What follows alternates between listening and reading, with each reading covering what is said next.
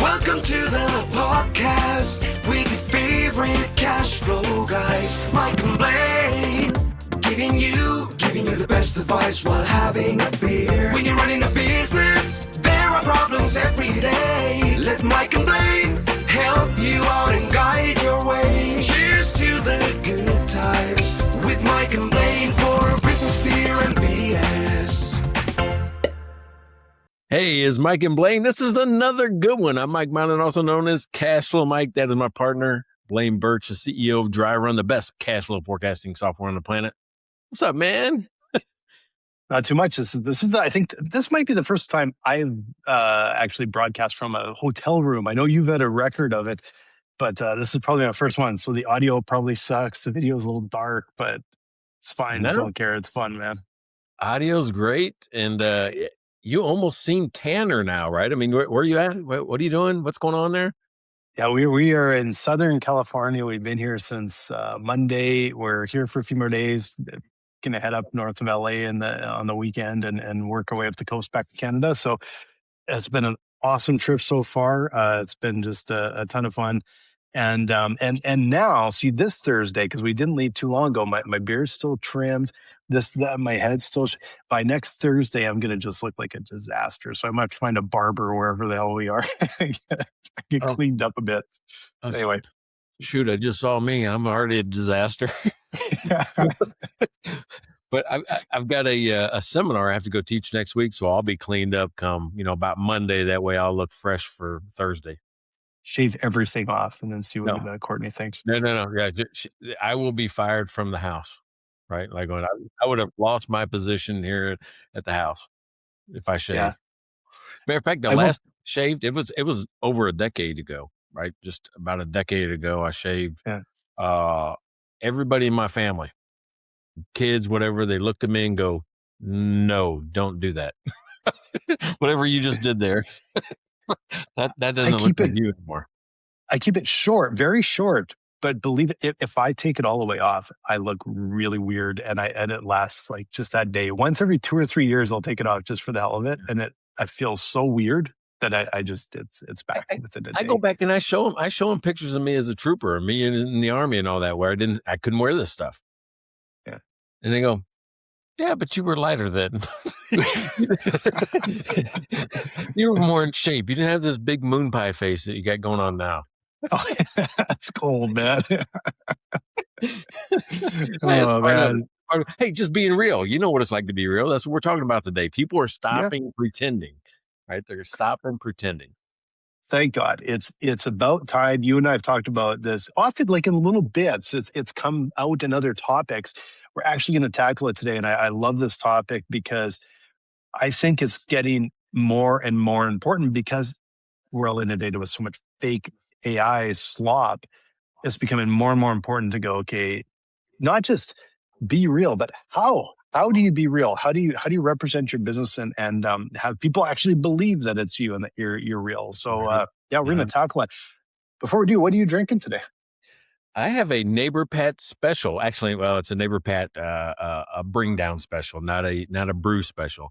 But he brought down some Allstott. Now you've seen that I've had some Allstott before in the past. Mm-hmm. This is a Bach. This is a company, the brewery's in Fredericksburg, Texas, right? And if anybody knows that area, it's in hill country. It's known for being, wine country. People go up there on wine trips. They get married there. They got lots of little cool villas and hotels and shops. And the Christmas is just what you would think. Small town. Cool. Heavy German influence on a lot of things from food. I mean, you can probably see it in the. Yeah. So it's really one of those cool little towns. So if you come to Texas, make a trip to Fredericksburg as part of your thing. So Neighbor Pat brought this down. Appreciate you, buddy. Thank you. That looks awesome. We're actually, I think in the next day or two, we might be stopping in a little town that's kind of I looked online and it's kind of a German-esque little town in California, Cambria. I'm pretty sure that was the one. I was looking at 3 or 4 different towns and it looked like a little German town too. I'm like, well, that's kind of neat. So we're gonna venture over there, I think, and give that a try. So what I did today, I went way off the mark here. This is local, brewed local. completely minimal ingredients, but it's California kombucha. And I thought there's nothing more Californian than some kombucha, which is a fermented black tea with some green tea. It sounds weird. It tastes like soda. It's sweet. It's fizzy, and it's also healthy, chock full of probiotics, which I need because we keep going out down the street here and drinking beer. I want to go out again tonight, so I thought I'm going to do a kombucha today for the show. Well, that's not a beer, right? That's that weird health stuff. It's a weird health stuff, but it actually says on the bottom, this product is considered a beer and contains natural effervescence. And so I thought, really, yeah, they consider it a beer, but I don't think. But not all kombucha is, right? Because I mean, Mallory's drinking them. I don't know. Wait a second. So if Mallory's 19 years old, she's drinking beer, kombucha. Not all of it can be that way. Well, it says ABV is 0.5, so it's there's not a lot of there's barely any alcohol in this. Yeah. No, you know what? Interesting here. It says ABV 0.5 must be 21 or older.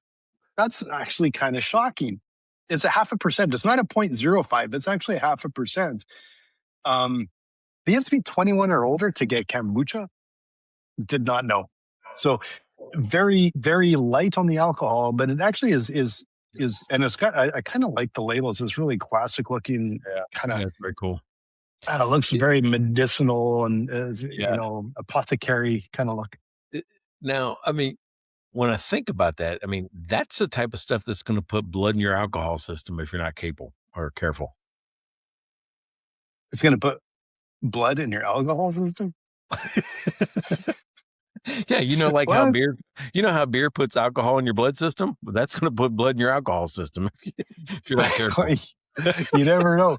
It is okay, but it's got at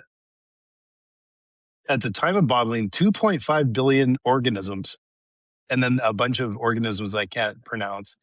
So it's got all these probiotics and stuff in it, which is really good. So I'm actually enjoying it. It is actually okay.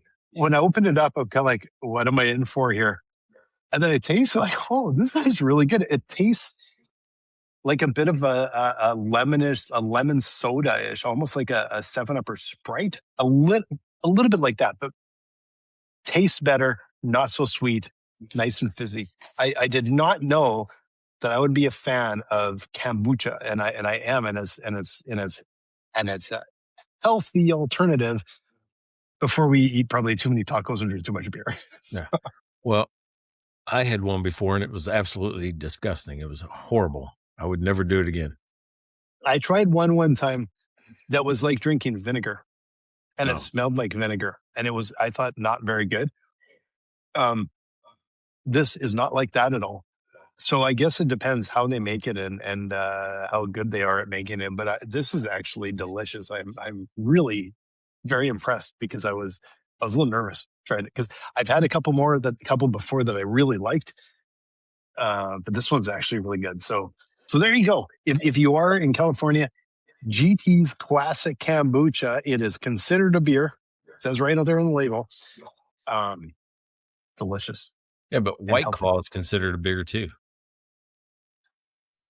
That's true. There's probably a few. Well, I would say the same thing with Coors Light, but I see you drinking that all the time. So,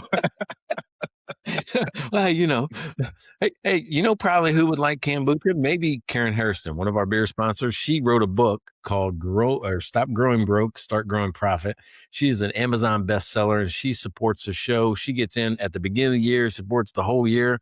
She says it's got to be the best $5 she spends per episode just for that type of exposure. Yeah, absolutely. Thanks again, Karen. And just go to mikeandblaine.com. If you want to sponsor, it's $5 an episode, mikeandblaine.com, or we have a new email address, beer@mikeandblaine.com. So you can actually just email us. If you have ideas, show ideas, you want to sponsor the show, just contact us there. And we got a couple others. Of course, neighbor Pat, who you just mentioned, who is bringing you beer, brought you that beer today.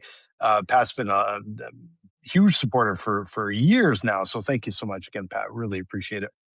Yep. And then you got the biggest LSU planet or fan on the planet, right? One of our beer Mhm. sponsors, Devin over in Baton Rouge, right? You ever listen to how Cajuns say different things, say different words? The Cajun like spin accent that they got on it, where some Yeah. words, it does not look like it's pronounced. Yeah. It's a very cool thing to look into. So Yeah. LSU, Baton Rouge, I'm excited for their football this year. I know he is. Lane Kiffin's coming to town, and there is a lot of excitement around that program over there in Baton Rouge right now. Nice. Awesome. I don't know what you were saying. Who is going where?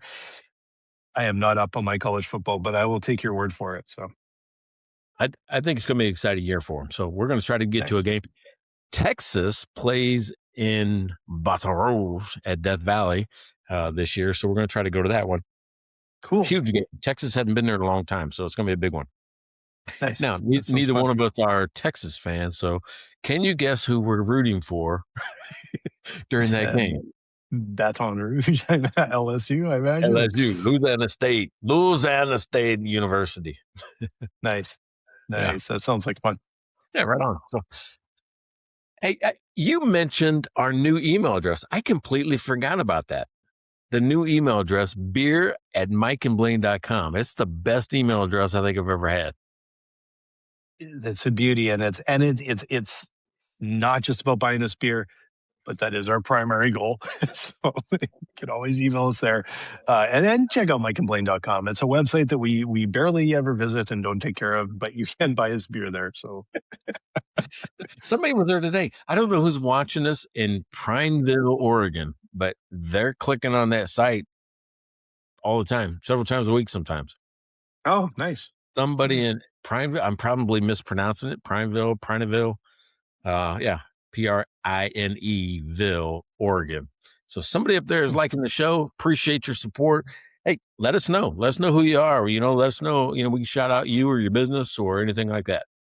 Yeah, absolutely. So tell me about this topic where you, because we're always into something really topical. Where did you come up with this one? This one came out of this morning. I did a little thing called sleeping in. I didn't make it to the office till 9. Now that's not like me. Yeah. At 11:30, Courtney walks into the office and goes, you okay? I go, yeah, why? She goes, you never really sleep in that late. I'm like, yeah, I just felt like it. I just wanted to. So it was one of those things. I'm like going, I'm not pretending anymore. I used to be the type of guy that wore, dressed up for work, even if it was a Zoom meeting or something like that. I mean, now if I'm in shorts or sweatpants or a t-shirt, that's just who I want to be right now. I'm not going to pretend that I'm the suit and tie guy. Even when I teach at the graduate school of banking, I'm not wearing a tie. I'm not wearing, the button down shirts. I'm putting on a polo and going that way. I'll dress up that much for it.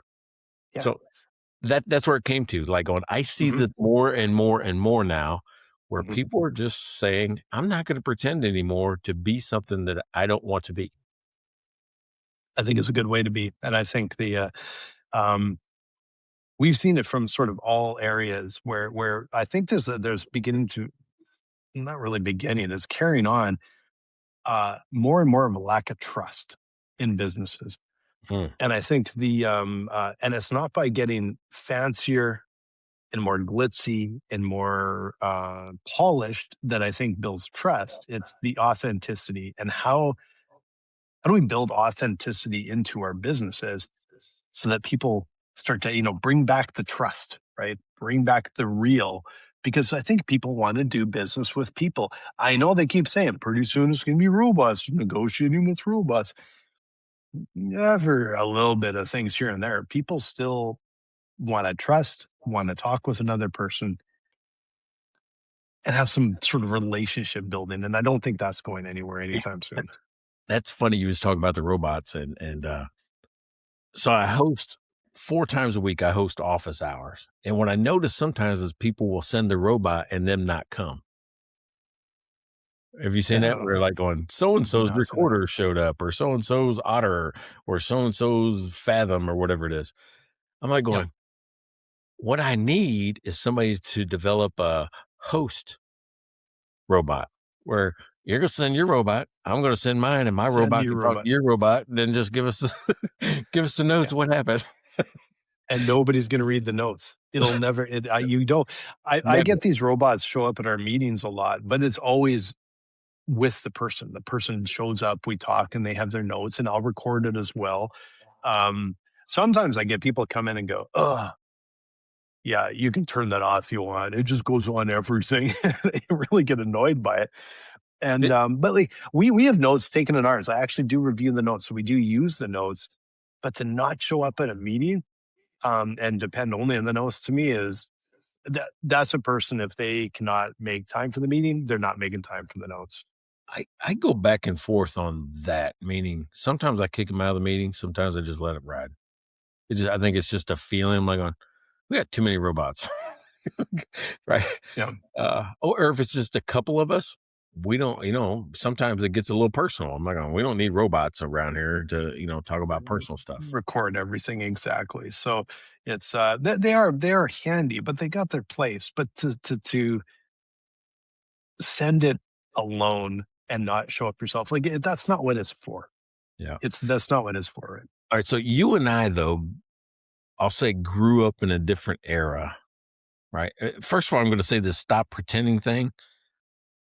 I'm going to give credit, not blame. I'm going to give credit to the youngest. What is it? I don't know, millennials or below millennial, whatever it is. The youngest saying, Now hey, it's they below, stopped, way below that. Yeah. yeah, they stopped participating in what you and I thought was hollow ground, meaning that you were professional. You were, always kept me. Everything was just so. It had to be perfection.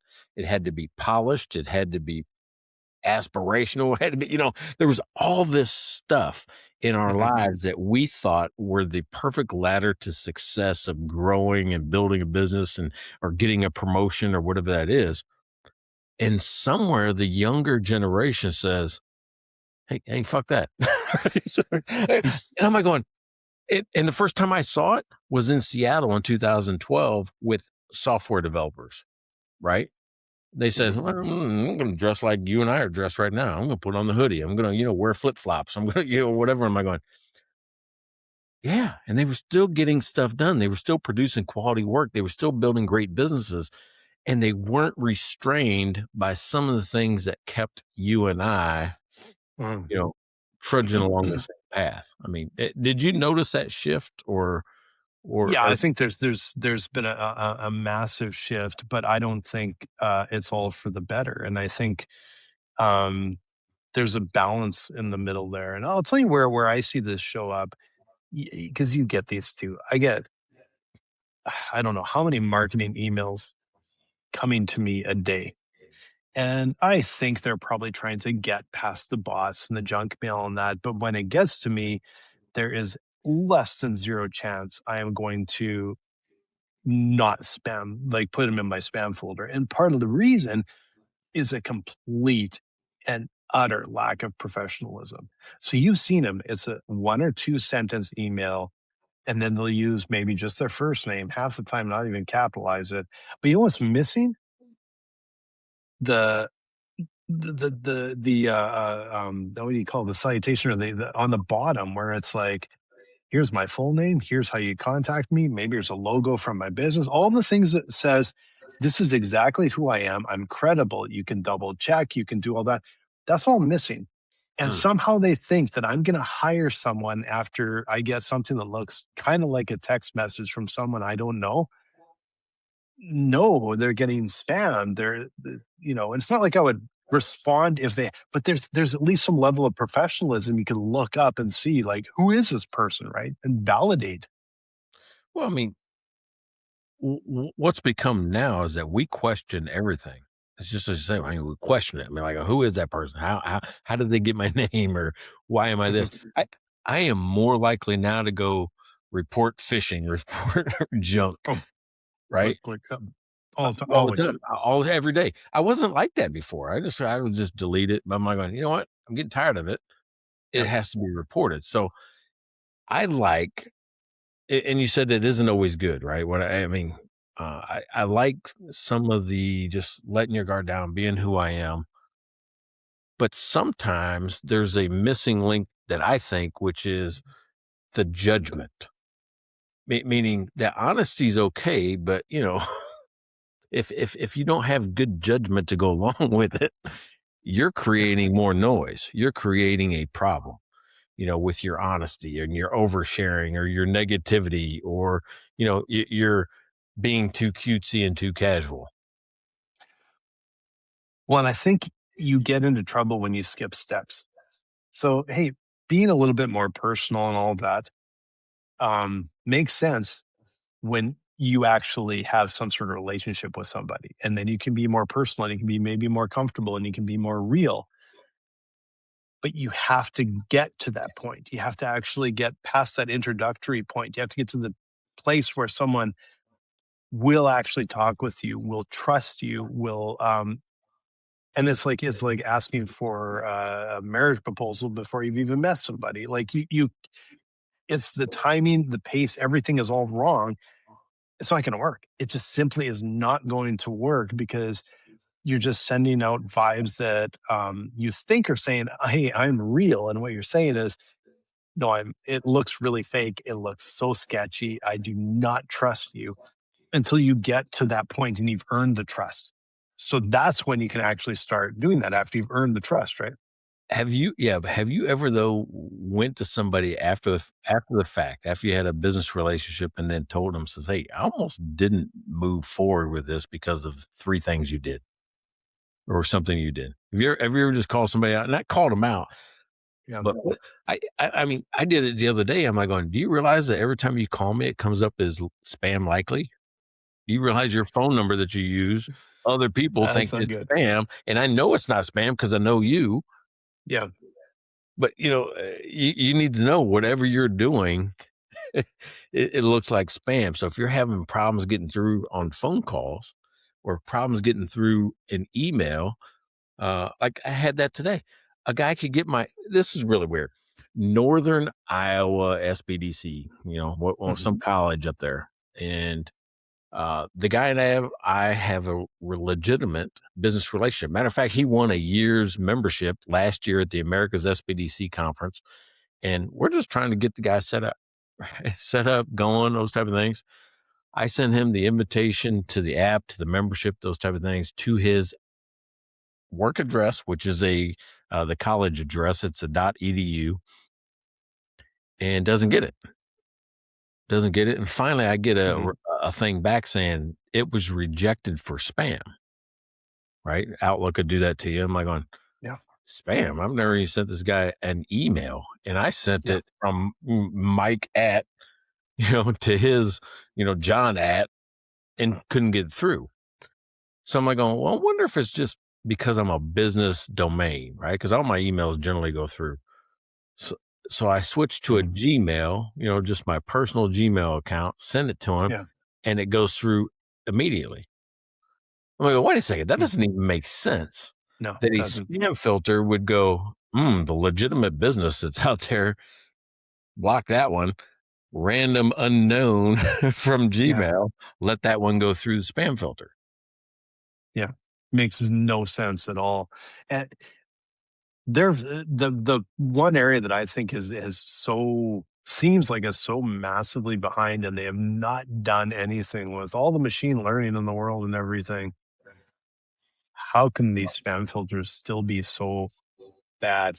I swear I get messages that some of these ones that they annoy me because it's like a one sentence just looks like a scam all day long and I will spam them. And then I'll get another message back in. Hey, what did you think of my first message? And I'm like, why is this not in my spam folder automatically? It is so bad at it. It can't even figure that out. It drives me Yeah. nuts. Yeah.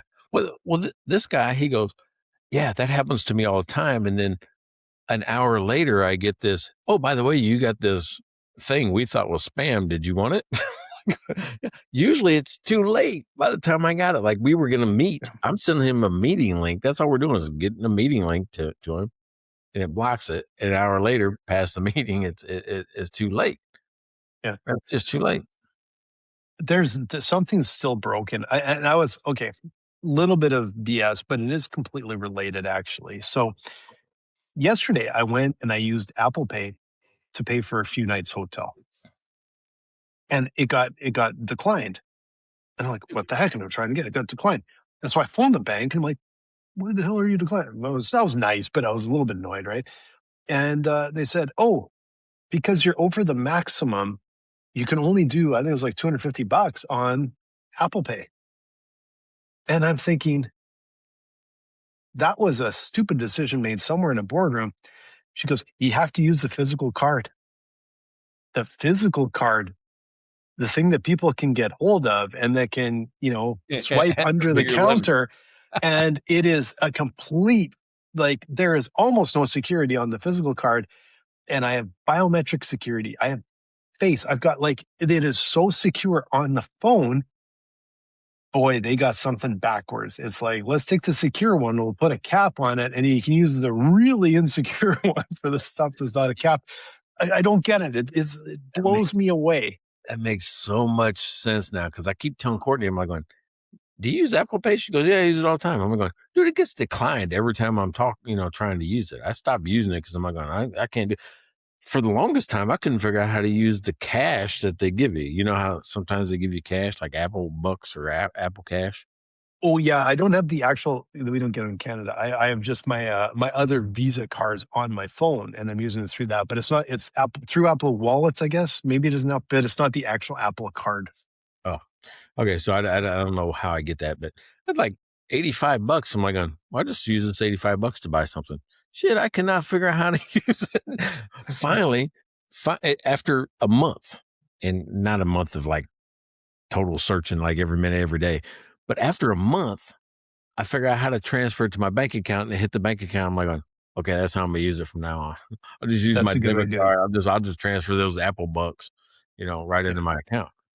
So Yeah, kind of yeah. cool. So It is, and but it there's something broken when the things that should be secure are not. Gmail addresses get through, which is the absolute, like, the scammers, paradise using Gmail and things like that. But a corporate email can't. That's something really bizarre about that. And AI could actually go visit your site. It could visit all the things connected to your site and go, obviously this is real. It can do that, and it's not. And they're letting your Gmail through, which is bizarre. yeah, so you're talking about the AI, right? Can't determine real from pretend. And all right, so I ran these Google ads. It went through, got approved, all this type of stuff. And all I'm saying is things like find hidden cash in your business. I mean, stuff that I can actually do, stuff that my Mhm. app can actually do. Yeah. And all of a sudden, after about 3 weeks of running this ad, it gets limited and then blocked for false claims.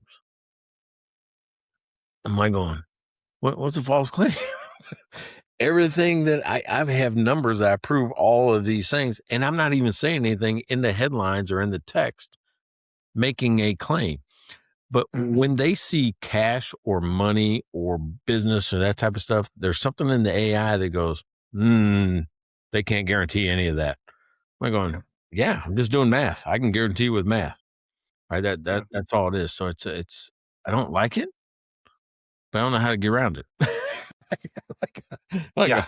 yeah. Well, well, you and I have got caught recently in some of the other filters as well, and so that's, I guess, that circles back to people being real, and you can only do so much trying to be real when the bots throw barriers in front of people trying to be real, people trying to act human, people trying to build trust, and they seem to award like a Gmail account more than anything else. Now, what I will say is one of the things that I suspect, though, is you said you sent with your personal Gmail. Well, the flip side of that is they know everything about what's going in your Gmail account. So that's the other thing, because I know that I've seen it where um, suddenly I'll get ads for things, and I'm like, yeah, I think you sent me something on a beer, and suddenly there's a beer ad, right? Like there's something very it's not public, but it is not private. It's not secure when the service I'm using just goes through, it seems like, every letter that's in there. And there's something that I think really disturbing about that too. And I'm starting to consider using some other systems because of it, just more out of the principle of the matter, because it annoys me. Well, let me ask you this. All right. I went through a phase like with sales, right? Just sales, where I thought that it was always kind of not honest, right? It seemed like, I mean, even now when I hear people on their sales techniques and things like that, I'm like, you're just not being honest. You can tell by the way that they're handling objections. I always thought the handling objections wasn't being real, right? So Mhm. my way to handle objections is, yeah, this is what we do. When you're ready, come back. I mean, Yeah. that's why that's about as real as I can get with handling objections. Well, the Mhm. price seems too high. Hey, I understand. All we do is, find hidden cash. And in your case, we found $250,000 in hidden cash, and it'll cost you $300 a month to get it using Yeah. this app, stock. If it's too much Mhm. for that, I get it. When you're ready, come on back.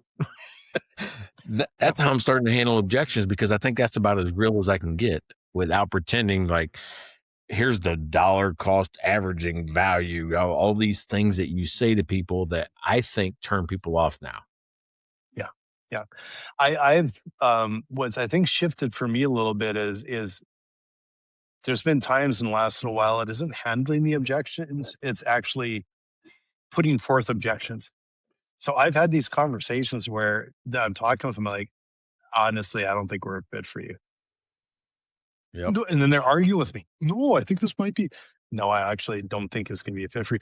And the interesting thing that I've noticed too is, like, our I guess our sales process is just, it's turned into just like, all we're here to do is to educate you and help you make an educated decision. That's what we're here for.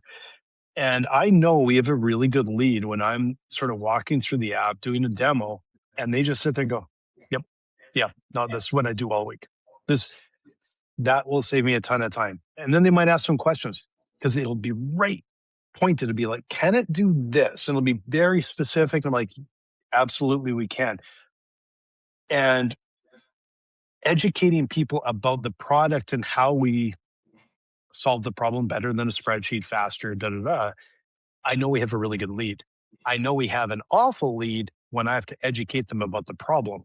If I have to Mm. educate them about cash flow, about how they're going to do this, I'm like, I'm just like, oh, this is not going anywhere. And we've been down this path. I am not here to try and educate you on, because if you don't understand the problem, we don't need to be talking until you do, because it Yeah, just doesn't work.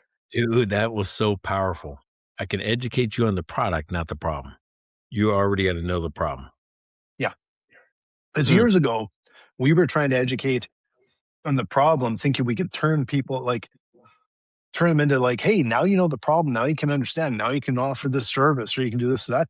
No, it doesn't work. It's just educate them on the product and whether we can help solve the problem that they know they have. They understand it thoroughly. They're feeling the pain. And it is simply, this is how we can solve that pain. Anything past that, and I'm like, this is not a good fit. And then I'm not pushing for it to be a good fit. Yeah, I'm just not going to push anymore. I mean, I'm going to show them how we solve the problem and then decide, right? Like, Exactly. will you give me a discount? No, when you're ready, you'll know that this is the right price for this product. Yeah. Yeah, exactly. That's the other thing. When we know, we have an easier time when we have the right lead, they'll be paying, they're willing to pay thousands of dollars a month, and we go, yeah, this is right. It works. It Yeah. solves this massive problem we have. And when it's hard to get, you can get almost any price out of some of the leads, it's not a good fit and it's not worth trying. All right. So remember, I gave credit to the what was that? It's not millennials. What is it? X? No, we're X. Is it Gen Z now, or is that the latest one? Or is there even one after that? Which I'll just one? check. Yeah, which one started doing? It was right during the COVID. It was young workers during COVID. Is the one I'm looking for. So think about 22 to 27-year-olds in 2020, 21, whatever age group that is. Do you Yeah. know? So the Gen Z is born roughly 97 to 2012. And then there's Gen Alpha, 2013 to 2020. And then Gen Beta, 2025 forward to the mid 2030s. So it's So, probably Z. yeah. So they say Z is considered the first digital native generation. So Gen Z is, I think, that the one that's adults now, right? Like are coming into adulthood now, I think. All right. So here's what they're just coming to adulthood. Well, some like 97 would be almost 30 years. So the oldest ones are probably like in that like 30 years old or almost 30 Okay. years So old. it's The probably that. youngest is 24. Like they're coming into the work. All right. No, was it 2013? Way younger than that, actually. Yeah. That group. I think it's that group that I'm thinking of. Yeah. Because during that time period, we all got kind of stuck in our houses, and some of us had remote work, right? Remember, nobody could go, right? So you know, if you were going to work and maintain some type of living, you had to do it remotely. And then a term evolved from the remote work called quiet quitting. You heard that one? Yeah. Yeah, I remember that. Yeah. Which is like going, we're like going, Yeah. it was what everybody feared. Every Gen X feared, or, even Boomer feared that if we let them work from home, they're not going to do anything.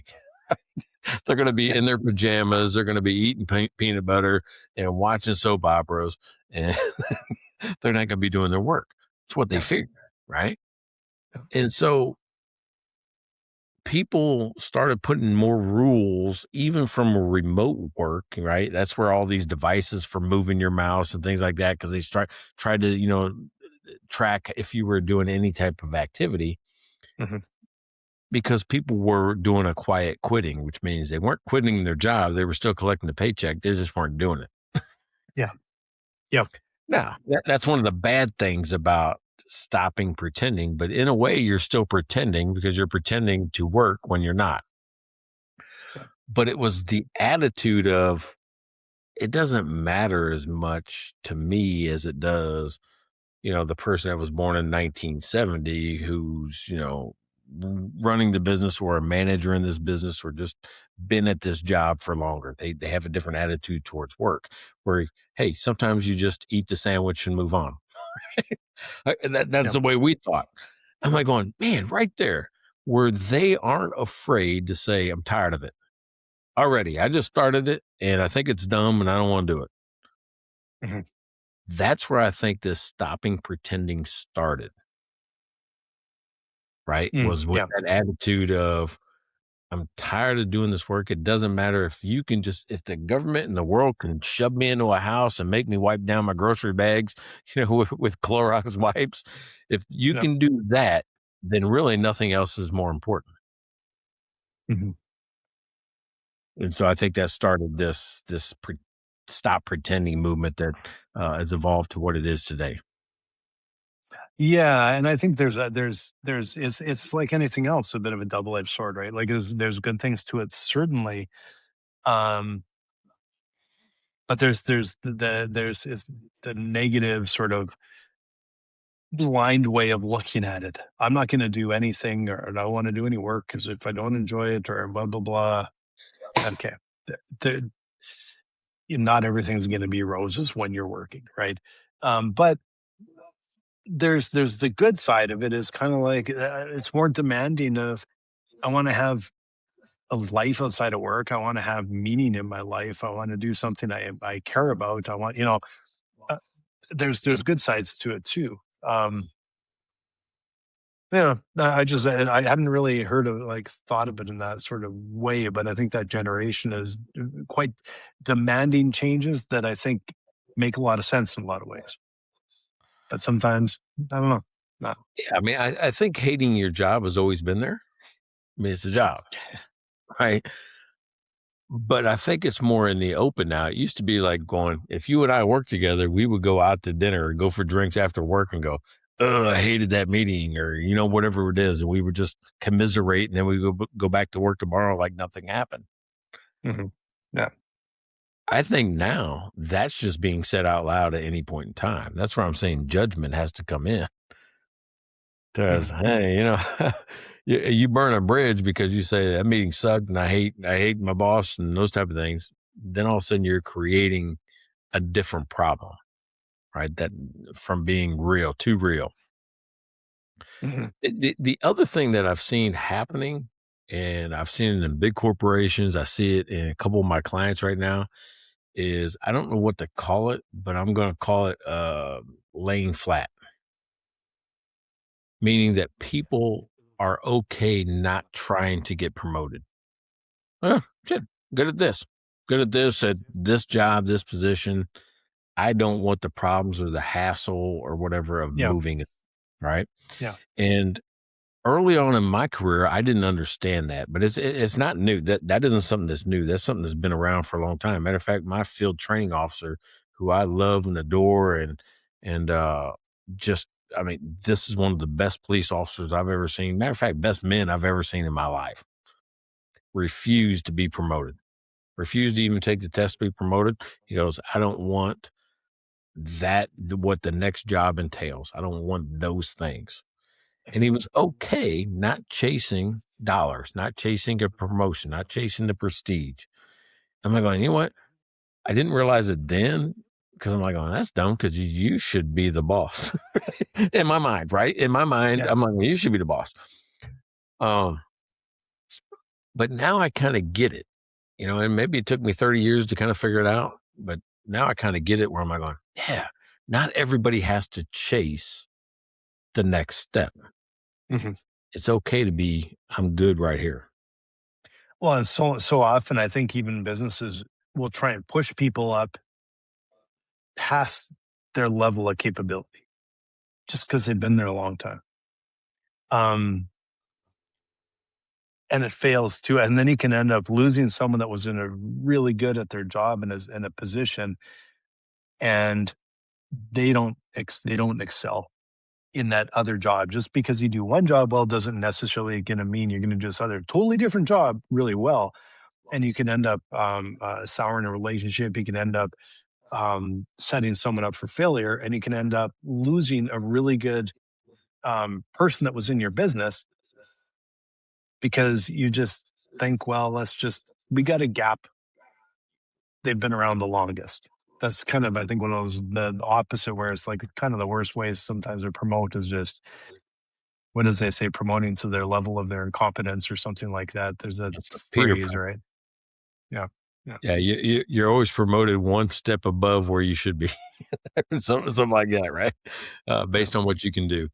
It's Yeah. funny, but you know, and so when I think about this being real, being authentic, people are gravitating towards it. We just had an episode on this, right? Remember with the CEOs that did the things, the reason, Yeah. right? The reason why the McDonald's guy got so much flack is that people would look at him and go, that really doesn't sound like somebody that eats that sandwich.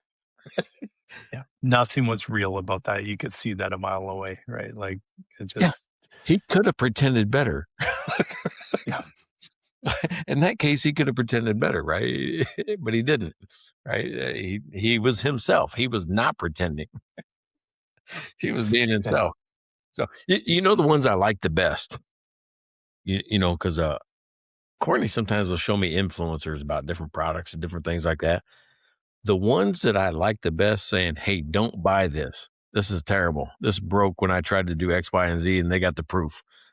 I'm like, oh, yeah, I would have probably done the same thing, and I would have broke it. Yeah. nobody's really doing that, right? Because everybody thinks it's career suicide. I'll never get a brand to support me if, you know, I don't say the bad things. I buy the product, and the one thing that everybody should be able to do with it, it breaks the first time we try it. Yeah. I wonder, what if the McDonald's CEO actually approached it like in 100% real? Maybe took took the bun off the top, took out a little knife and fork and started, or like whatever was like legit, how he would actually react to something like that. I wonder if people would they might have laughed at him, but I wonder if they would have had more respect, just because it's like, that seems like what that guy would do.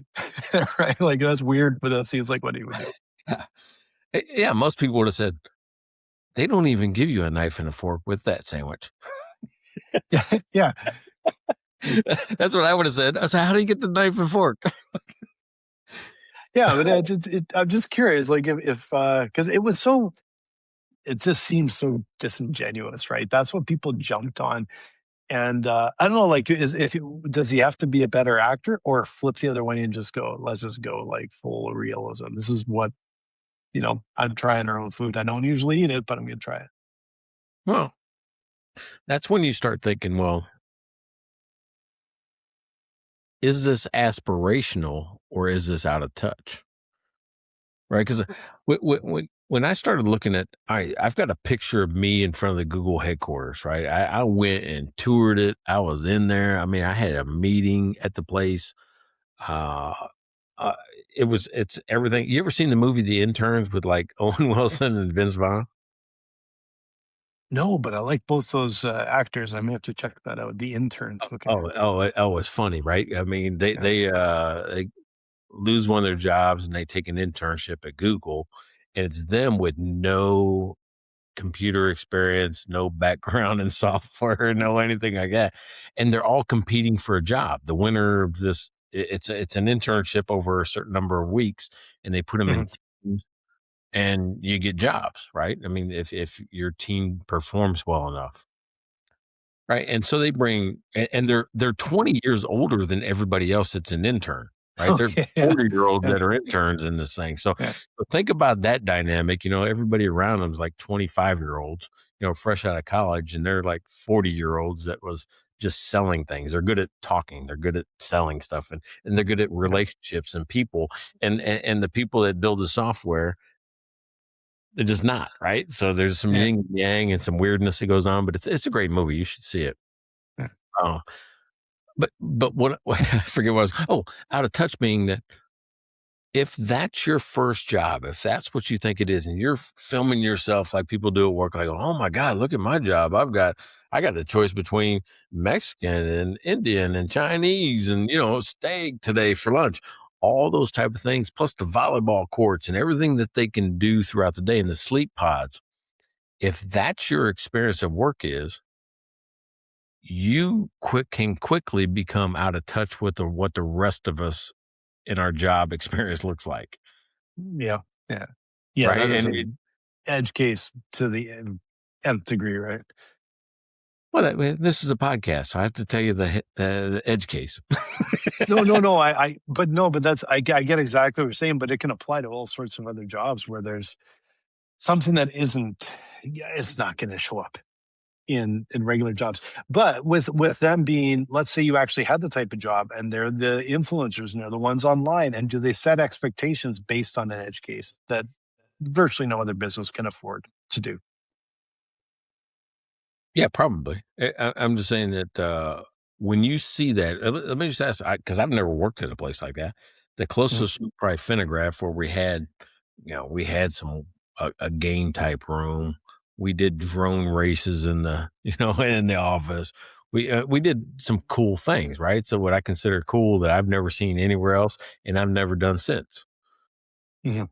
So does that become, the norm after you experience it? Like everything else is judged against that? I mean, in my case, no. I'm not going, because I always thought, and it became this in year 5 at Finnegraph, in year 5, after doing something like that, every month because we had team building where you went and did that. It became a hassle and part of the meetings that you don't want to go to. What are we doing now? Oh, we're doing a scavenger hunt. Okay. It Yeah. becomes that at some point in time where you just don't like it as much as when you first experienced it. Yeah. I mean, some of that stuff might sound better on paper than it is in reality. And like I did a tour of an office when a friend of mine worked at a big Silicon Valley company a number of years ago in San Jose, and they had all the usual ping pong tables and well, we had ping pong tables and foosball in my last business too. But they literally had a bar and they had like, a fridge full of beer and they had like just everything you can kind of think of. I didn't see anyone using any of it.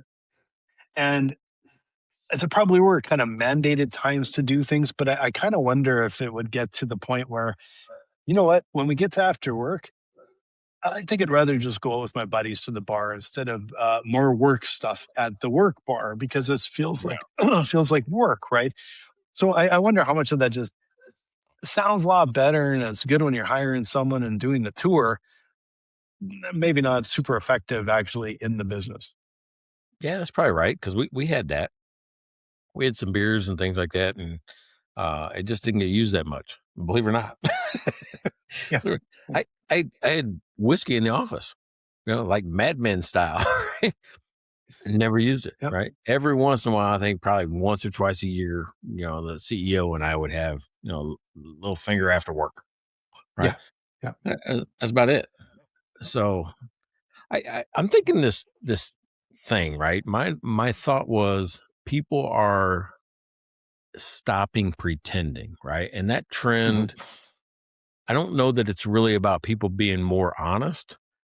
I think it's about people not being as willing to fake it like they have, most of our lives. Yeah. I kind of wonder if like we've talked about this before. Everyone wants to be what the main character in their own story, and Yeah. this how social media is just like, um, and I think there's also a generation that's growing up that can sense bullshit, Yeah. and I think everyone's filter is getting more and more hyper focused, and especially now because so much of this is actually like influencer, it's AI, it's all fake, and I think people are starting to get a very low tolerance for that and question everything. And it all comes back to being real. But how do you stand out and be real today when people are so skeptical and have been like, just, yeah, seen it, been there, done that. And I don't want to do that anymore. I don't want to see that anymore. Yeah. So, I mean, right along with that, I mean, for years, we've just played along. Everybody just kind of plays Yep. along with it. Yeah. This is just kind of how you do. This is corporate politics, whatever that is. I think people now are starting to going along with the main character theme you just brought up. People are opting out of the script. Nah, I'm not going to do that anymore. Yeah. Yeah. I So, think so. Yeah. yeah. Yeah. And but it still comes down to like, even with us, with our business, this is one of the reasons well, this podcast, like it's fun. We do it every week. It's just like, it's like a relief. But the side benefit is that we can get exposure online and people can see we're real people. And it's not polished and fake and it's just real people. And I think, content is a place where you can make content, but it's hard to stand out and look real. And I think it's incredibly important that businesses do that. My favorite part of this podcast, and I'll say this and I'll be quiet, is that we are no longer, I think, in this 1 hour a week, we're no longer pretending that things are better than they are. Mhm. That's what I think. Did we ever?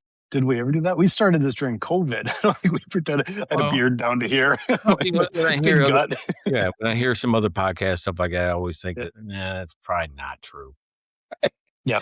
Yeah, exactly. And I don't think we've ever guided our listener base, which is in the thousands, and millions sometimes, if you want to It's get true. in. Some of our shorts, million plus. We have, yeah. Yeah. And and just like we got one short. Yeah. It went skyrocket. But the shorts, like every month we get, I think it's close to 100,000 views every month, and we aren't working real hard to do this. So, it's, but I think people can see in those that we're real, that we're talking about real topics. We're not sugarcoating things. We're not BSing. It is what it is. And that's, what makes it interesting for us to talk to each other, and hopefully interesting for people to listen to it. Yeah. Hey, if you like this and you want to hear more, you got a specific topic you want us to talk about, email us at our brand new email address called beer@mikeandblaine.com, or you can just go to mikeandblaine.com, buy us a beer, check out the episodes, subscribe, like, tell friends. We have YouTube, right? YouTube is a great spot too. You can watch us, you can leave comments there, everything else. So, yeah, thanks for watching the show. Like, subscribe, follow, and we'll be back at it next week. I think I'll probably be somewhere in Oregon next week, and looking a little scruffy, I imagine, by then. All right. Well, we'll see you when you're in Oregon. All right. Bye. Okay, I'll have to get my Canadiana starting to come back already. Check out their website at mikeandblaine.com. Then subscribe to the podcast and buy these guys a beer.